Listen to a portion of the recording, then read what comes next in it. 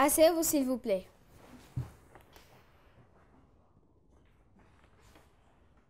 Bonjour. Sally fait des caprices en présence des étrangers. Elle tente de faire admettre ses désirs dès qu'une personne extérieure est à la maison. Sa sœur la traduit devant la cour. Silence! Silence! Sally est demandée à la barre.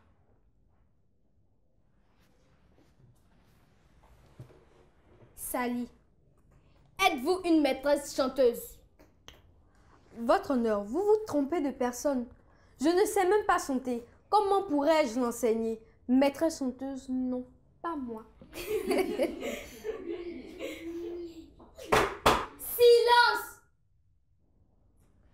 Mais non, Sally. Je dis que vous faites du chantage. C'est drôle. Je pensais qu'on disait son, mais pas chantage. Je me souviens même qu'un ami à moi a déjà été grondé pour s'être exprimé ainsi. Maître Koné, avez-vous un langage plus approprié pour qu'on puisse avancer sur ce cas? Oui, merci présidente. Sally, ce que votre honneur voudrait savoir, c'est si vous vous servez des gens pour être heureuse. Je n'utilise pas les gens, même si je sais que sans les autres, je me sentirais seule et toute malheureuse. Avez-vous déjà demandé quelque chose à quelqu'un en présence d'une autre personne juste pour l'influencer? Je ne comprends pas bien. Mais il faudrait savoir que de nature, à cause de ma royauté, je ne me gêne pas pour demander des services. Ce n'est pas parce qu'un individu est là que j'ai quelque chose du genre à demander à ma mère, je ne le ferai pas. La charité bien ordonnée commençant par soi. Je traite mes problèmes avant de m'appesantir sur ceux des autres. En conclusion, vous ne faites que demander ce qui vous est dû au moment où vous en avez besoin. Exactement. Votre honneur. Je pense qu'elle a été assez claire. Elle ne fait pas de chantage. Elle demande juste ce qu'elle veut quand elle le veut, sans calcul et ni manigance. J'espère avoir eu le langage approprié. Merci. Maître Etienne, l'accusé est à vous. Merci, présidente. Sally, êtes-vous sûre que vous demandez sans calcul? Si c'est un élément à acheter, bien sûr, je vérifie le tarif. Non, jeune fille, ce n'est pas ce dont je parle. Je demande si vous êtes sûre de ne pas manipuler ceux à qui vous demandez des services.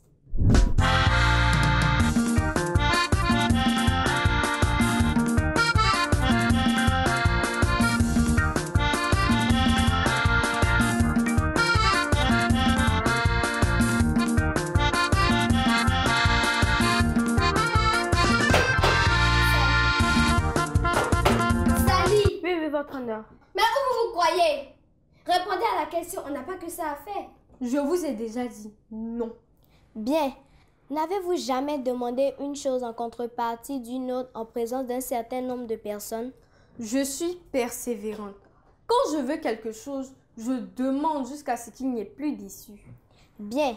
Votre sœur dit que vous demandez toujours ce que l'on vous refuse en public, de sorte à ce que le public fasse pression et que vous ayez gain de cause. Je ne suis pas coupable de cette accusation, je le jure. Silence! N'avez-vous jamais assisté à une scène où votre mère accepte de vous satisfaire juste après l'intervention d'un tiers? Si, mais je n'ai absolument rien à y voir. Tout le monde est libre de dire ce qu'il veut face à une situation. C'est cela la liberté d'expression. Je ne peux pas être responsable de l'avis ou de l'intervention d'un adulte sur un sujet donné. Ça, non. Soit. Avez-vous remarqué qu'en public, vous obtenez satisfaction en de brefs délais? Répondez sincèrement, Sally. Si, je l'ai remarqué. Mais ce n'est pas de ma faute si les autres décident en fonction de leur entourage. Je ne suis pas coupable. Le fait d'avoir remarqué qu'en public vous obtenez satisfaction ne vous motive pas à toujours demander ce que vous voulez en présence de personnes étrangères? Je mets toutes les chances de mon côté pour réussir. Merci pour votre franchise. Merci.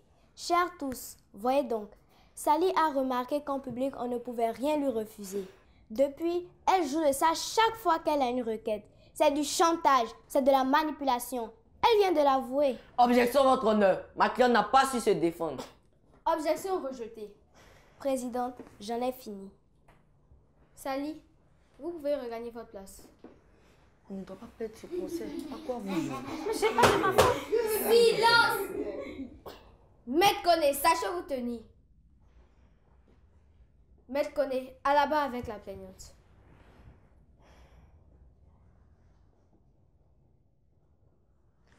Votre honneur, je n'ai rien à lui dire. Silence! Maître Koné, je vous dis toujours dans cette cour de faire preuve de fair play. Que je ne vous y reprenne plus. Bien noté, votre honneur. Maître, vous pouvez regagner votre place.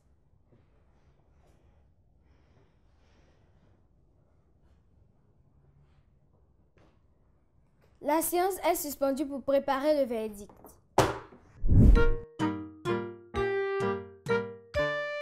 L'actualité. Hello chers amis et bienvenue dans votre rubrique Exploration. Aujourd'hui, nous parlerons de la poterie à Katiula. La maison des potières se trouve à Katiula, qui est une ville située au sud du pays Tacbana, située à 45 km au nord de Bouaké, chef-lieu de la région du Ombol. Katiula est réputée pour sa poterie traditionnelle qui allie techniques de décoration, de peinture, volume, forme et esthétique, exprimant les symboles et cultures du peuple mongol. Une activité qui en fait une destination privilégiée des touristes. Je vous invite à y faire un tour. Vous ne serez pas déçus. Merci d'avoir suivi. Au revoir et à bientôt. Un adage dit que le linge sale se lave en famille. Pour dire aux uns et aux autres que ce n'est pas en public qu'on expose des problèmes personnels. C'est grave que Sally attende la présence d'étrangers pour demander et poser ses préoccupations. C'est forcer la main aux parents et les obliger à accepter sa demande. C'est ce qu'on appelle de la manipulation ou du chantage. Mais elle n'est pas la seule. C'est la responsabilité du parent de rester ferme face aux décisions qu'il prend pour l'éducation de son enfant. Chaque parent a son idéal d'éducation pour son enfant. Ce n'est pas normal de fléchir à cause des avis extérieurs sur notre vision pour l'éducation des enfants. Sally, levez-vous. Je déclare donc Sally coupable des faits et accusations qui lui sont reprochés. Elle est désormais interdite de demander quoi que ce soit à qui que ce soit. Elle est aussi interdite de poser ses problèmes en présence des étrangers. Redressez-vous. Faudrait savoir se tenir, jeune fille. Rasseyez-vous. Avant de lever la séance, permettez au juré de donner quelques conseils. Les astuces. Coucou les amis. J'espère que contrairement à Sally, vous ne faites pas chanter votre entourage.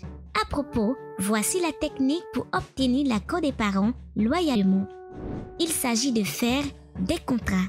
Pour des cadeaux, proposer des bonnes notes. Pour des sorties ou des fêtes, les impliquer dans nos choix. Toujours dire merci après, ne pas mentir. Le mot du pédagogue. Salut les enfants! Aujourd'hui, nous allons parler de comment se comporter lorsque vos parents reçoivent des étrangers à la maison. Il n'est pas bien pour vous les enfants de rester auprès de vos parents lorsqu'ils ont de la visite, encore moins de profiter de la présence des visiteurs pour faire des caprices en demandant des choses à vos parents. Il faut tout de suite vous retirer dans votre chambre ou vous occuper à un jeu dans votre coin pour laisser les adultes discuter entre eux. Ne faites pas comme Sally qui se comporte très mal. Chers parents, vous devez expliquer à vos enfants l'importance de se retirer lorsque vous avez de la visite. Qu'ils vous approchent par contre pour saluer le visiteur ou seulement si vous leur faites appel afin de ne pas vous mettre mal à l'aise ainsi que vos visiteurs par leur comportement intrusif. Cela y va de l'image de la famille vis-à-vis des étrangers. Chers enfants, obéissez à vos parents en appliquant leurs conseils. C'est très important. Ainsi, vous serez des enfants admirés et vous ferez la fierté de votre famille. Allez, à la prochaine! Éducation civique et morale. Je connais mes devoirs. Je réfléchis. Qu'est-ce que le devoir du citoyen? Le devoir du citoyen, c'est tout ce que le citoyen est obligé de faire pour le bien du pays. Les devoirs du citoyen sont aimer son pays et le défendre, payer ses impôts pour aider l'État à construire les biens publics, être solidaire de ceux qui sont en difficulté.